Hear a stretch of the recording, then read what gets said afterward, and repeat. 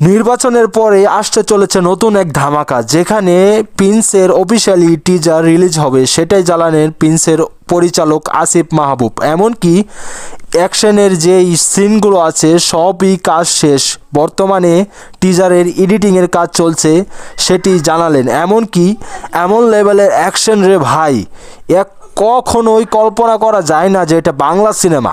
আপনারা দেখে কখনোই বুঝতে পারবেন না এটা বাংলা সিনেমা ছিল, কারণ ভারতের যে সিনেমাগুলো হয় অ্যাকশনের, সেই ধরনের কেজিএফের লেভেলের যে অ্যাকশনগুলো হয় সেই ধরনের অ্যাকশন রয়েছে এই প্রিন্সে। আর এমন লুকে শাকিব খানকে আপনারা দেখে পুরো মাথা নষ্ট হয়ে যাবে, কারণ শাকিব খানকে এভাবে কখনোই আমরা আগে দেখিনি।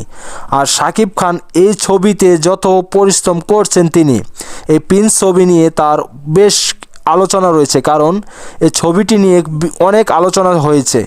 এখন এই ছবিটি সম্পূর্ণ কাজ শেষ করে শাকিব খানও বেশ উৎসাহিত, কারণ শাকিব খানও যেরকম চেয়েছিল সিনেমাটি তার চেয়ে বেশি কিছু দিচ্ছে এই সিনেমা। প্রিন্সের জন্য অবশ্যই শুভকামনা রইল। আপনারা কি মনে করেন?